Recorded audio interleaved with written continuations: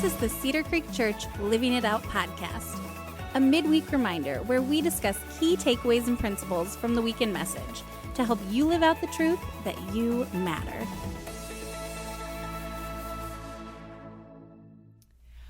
Welcome to the Living It Out podcast. My name is Kelly Pagel, and with me today, White House campus pastor Sean Bellner. Sean, welcome back. Yeah, thanks for having me. I was actually surprised that you invited me back after the first time. So, no, it's great. Really? I love it. No, I wouldn't have said that at all. It was great. I'm glad to have you. Thank you. It's good to be here.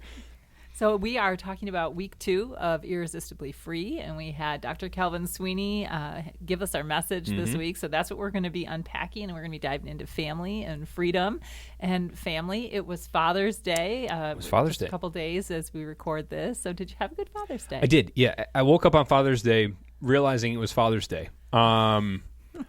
Yeah, so I'm like, I probably should text my dad and make sure he's good. He was in New York, so he was enjoying. Yeah, my sister, she's getting married and stuff. All the details you don't need to know. But yeah, so he was in New York having a good time with my youngest sister, my mom, and doing that. And then usually what we do is we do like a family dinner with sisters and all that. We didn't get to do that this year because they were out of town. Yeah.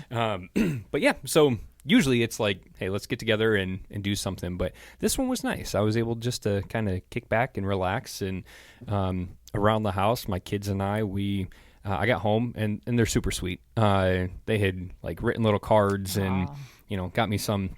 I love beef jerky. And I love it. I'm like, that's a way to my heart. And so they had got me beef jerky. And yeah, so we went up, shot some pool, and played some darts, and it was fun. Did some dad and kid things. Yeah. And yeah, that's great. That's great. You have kids at a great age where they're still writing cards. That's right. My teenagers were like, oh yeah, Father's Day. Normally we're making cards, and they don't, once they hit, well, maybe some people's teenage kids do that. Mine do not. And so it was very different this year to kind of have that piece. But yeah, what was interesting, I woke up, and because it being Sunday and, us having services, I was making my way out the door, and my oldest Paxton, he goes, hey, when you get home, we got the gifts for you. And I'm like, he remembered. Holy smokes. Like, oh, that's good. Well, that's great. 2 points for Paxton. Right. Well done.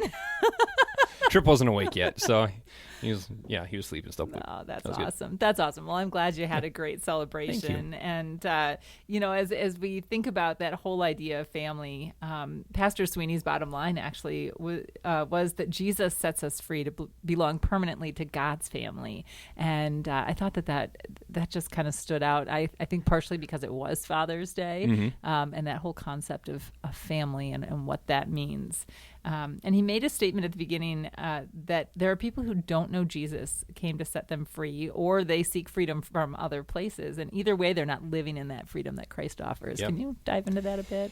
Yeah, it was interesting. So the verse that he had used was the John 8:34 through 36. And when you look at the beginning of that, I'm going to read the front end. He said, Jesus replied, I tell you the truth, everyone who sins is a slave to sin.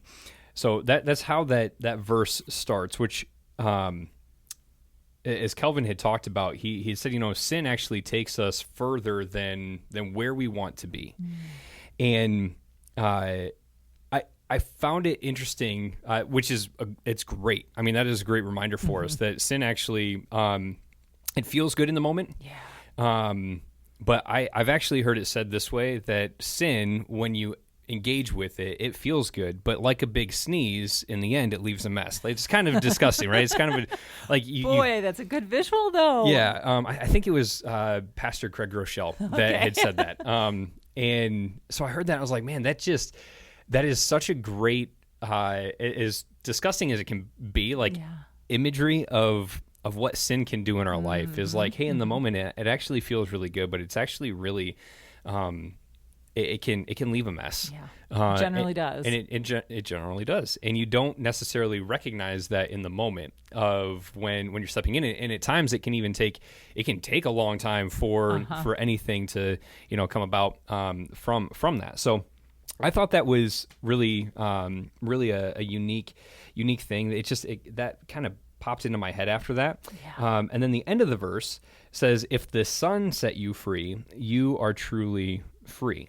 One of the things that for me, I have to remind myself often is like I was not created to live a life in bondage. So I was made to live a life set free.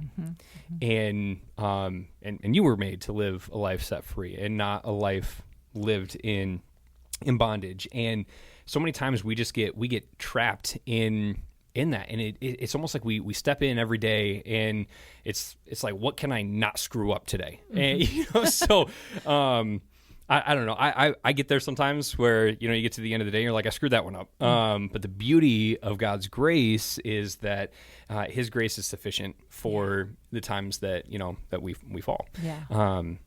So those were just a couple of things for me as I listened to the message that stuck out in that moment. Yeah. Thank you for sharing that. I will probably never forget that visual now about sin. That's good. Like, it's so disgusting. True. Well, but sometimes that's what it, I think that even can help us as we're like in that place where we have that choice to make, right? And then we're like, oh yeah, that can make a huge mess if we pause long enough to think through it, like, oh, that could end poorly. Yeah. And I think there was even a moment in there where Calvin, he talked, he said, sin, it creates these hurts, habits, and hang-ups in our life.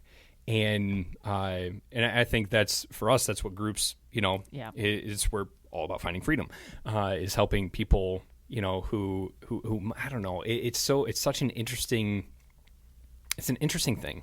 I found a lot of the groups that I've been engaged with, and in my men's group right now even, it has been so amazing to watch over time just how being a part of that community it's freeing for them.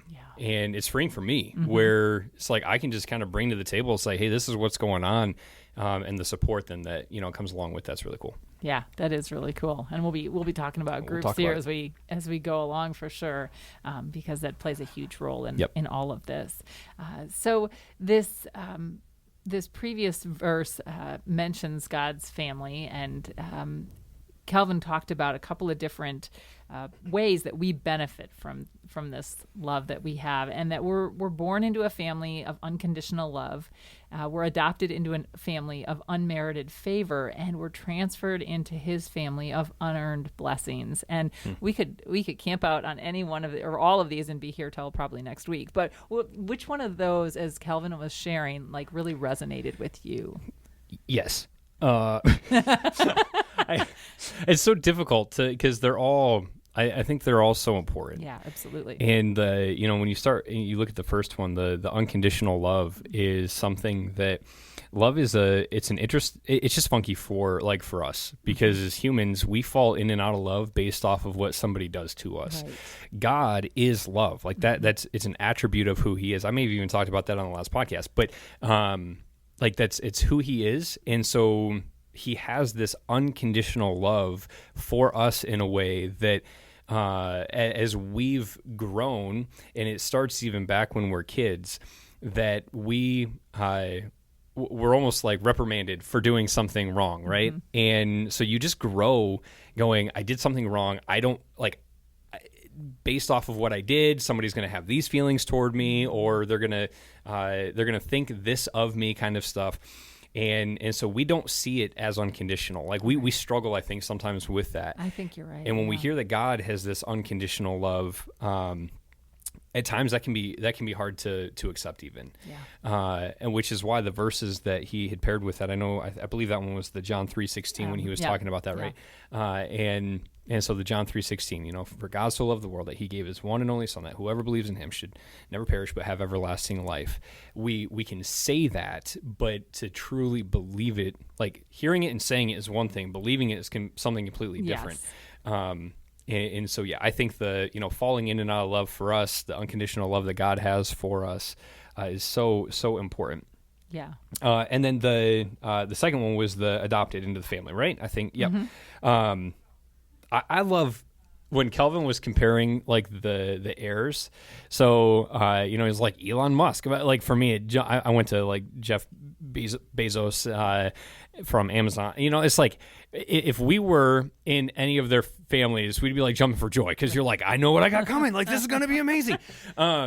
And even in the message, he's like, you should be running around the room right now. Like, if you've been accepted into God's family, like, do you understand what that means? Like, the fact that you are an heir of His is such a cool thing. Like, you are God's child, and which goes back to the unconditional love. Like a loving father, I catch myself at times as a dad, where I have to be cautious of like how I respond to my kids in a moment. I don't get it right all the time, but how I respond to my kids in the moment, for them, it's like I want them to know that, hey, if you screw up, I still love you. Mm-hmm. I remember growing up and I had done some dumb stuff, just like most people have.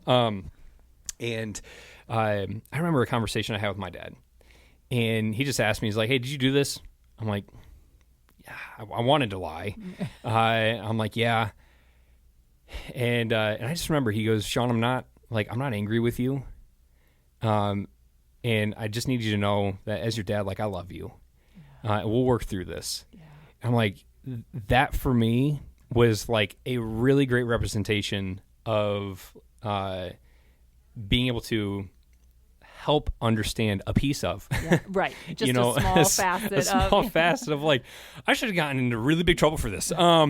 And it didn't mean that there weren't consequences to that, right. And repercussions. I mean, it was like that led to hurts in my life. The things that I did that led to some of that hurt. But it was a great representation of that. And then the third thing I found, I need to go out to eat with the Sweeneys more, because apparently they get their food paid for all the time. Like I found that. I'm like, 2 times in 1 week. Holy smokes! Wow. My sister-in-law has had things like that happen, and she calls it the bizarre blessings. That just where'd that come from? Yeah, but those blessings. We need to touch on, like go with the Sweeneys and step into that. Yeah, I'm so just kidding. Kelvin and Christine, if you're watching this, I am available for lunch or dinner. There you go. Yeah, but those blessings that He gives us, we can't look past that, and it's amazing. It is definitely amazing. I love that story about your dad, and he probably really didn't like what you did, but he still loved you, and he communicated that well with you, and showed you what Jesus does for us and how He feels about us, which is really powerful. Especially when I really should have gotten in trouble. I walked in knowing I was in trouble. Like, I'm like, oh crap! I could hear it in his voice, right? Like you get that. You're like, hey, Sean, I need you in here. I was like, oh boy, here we go.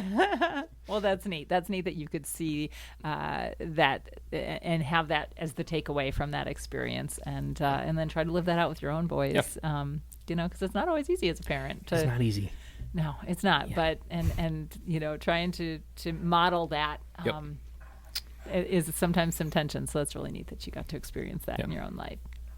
So now that we have this idea and that John 3:16 verse, definitely foundational. If there's a verse you're going to memorize, start there, because that's the heart of it, of how much He cares for us.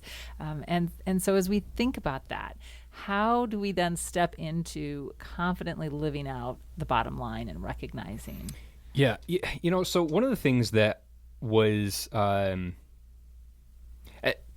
we'll get into a lot of the practical steps here. Yeah. But I think for me, one of the things Kelvin was talking through was the lettuce. Yeah. Mm-hmm. Mm-hmm. Okay, so I can't get that out of my head.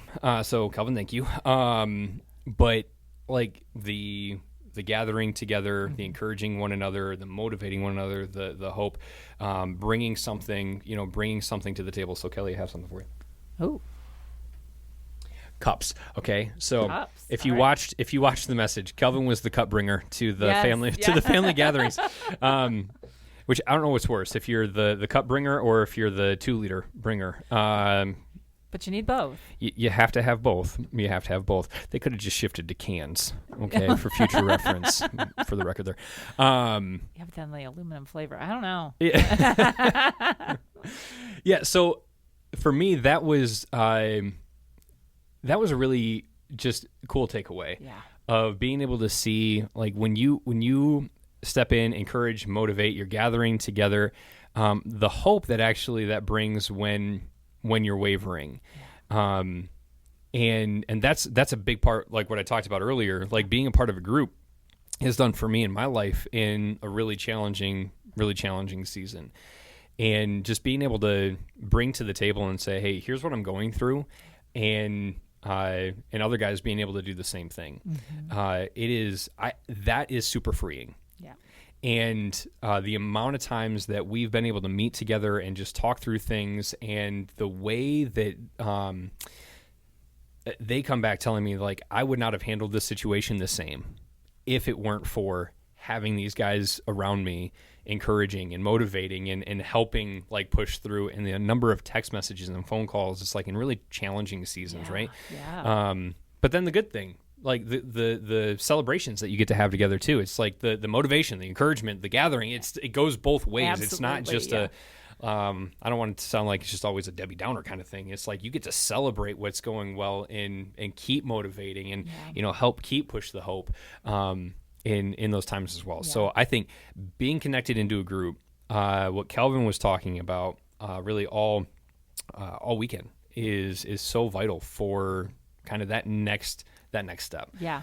So I would say that's a really big takeaway there. Yeah, absolutely. I would agree. The what the groups offer to not only during those challenging times. Sometimes it's celebrating on the other side of the challenging times, right? That you've worked through something with a group member, and now you can celebrate on the other side. And sometimes it is just pure celebration. Yeah. So it's so neat to have those relationships, whether it's with within actual literal family or the family of believers that you're brothers and sisters with in Christ. So I would agree that is a really powerful piece. And it is, our group semesters are still accepting new members. So if you are not part of a group, Calvin joked about this on stage, but like it's a real thing. It's 6 weeks. Like it's a dip of your toe in the water and you can give it a try.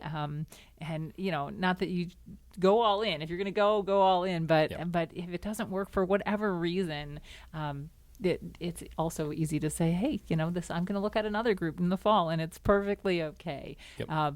But be warned. I started a group 2 years ago. It was COVID summer, and it was a walking group, so we could be outside, and all of that. And we are still meeting, and it's the group of women now. We're really close, and it's been really neat to watch people grow and go through the difficult seasons and go through the seasons of celebration as well. And now it's like, so we're going to keep meeting, right? We're going to keep meeting, right? Yeah, right. We've all become great friends. And really, I think I knew one lady at the beginning. Okay. And now, we've all bonded Yeah. and welcomed new people in. We have new people in this summer. So it's kind of fun to grow it that way as well. So yeah, and the thing with groups too, especially in the summer, you're looking and going, okay, if that's meeting 6 times, you're looking at 6 hours? Right. Maybe. I mean, some groups they go a little longer. Right. My group definitely goes. But that's like we do the study, and I'm like, hey, you guys are welcome to go at any point. Yeah. Because we'll read some scripture, encourage one another, we pray together, we talk about taking next steps. And they're like, no, we're good. Like we're just gonna chill. Okay, sweet. But really, when you think about it, it's 6 hours out of a summer, and that's not a whole lot of time. Right. For building that community and being able to encourage one another through those times. And I do think it's life-changing. Absolutely. Yeah. And I think it happens. I don't know about your group, but our group, we communicate throughout the week. Like it becomes more than daily. Just that night. Oh, it's daily. Yeah. Oh, absolutely. Yeah. Texting's a great thing, So you really start to create those bonds, and it is really special. So, well, thanks for sharing your experience with groups. And I think that's always encouraging, especially if people are considering, do I want to take this step? But it is a great next step, especially as Calvin was talking about the whole connection piece and family. So, the another one of the things that we've been doing over the summer has been that text campaign. Yep. So the summer text campaign is another one. You can text summer to the number 419-419-0707. And throughout the week, just a couple of times, like twice a week, you'll get a text message of just ways that you can draw closer to God, which kicks back to the, kind of our summer kickoff series with Closer.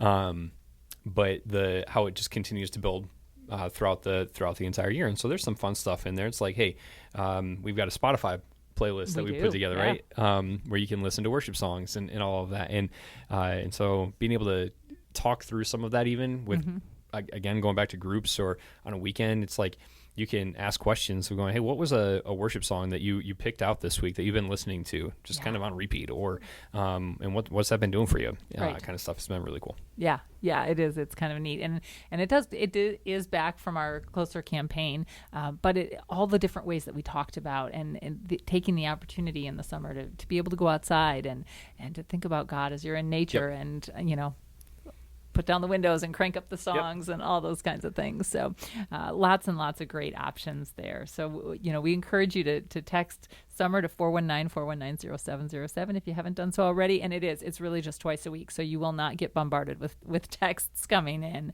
And don't forget to come back and attend our weekend series as we continue this discussion of freedom. Yes. 2 more weeks. 2 more weeks. So Sean, thank you so much for being here. Thanks for the invite again. Absolutely. My pleasure.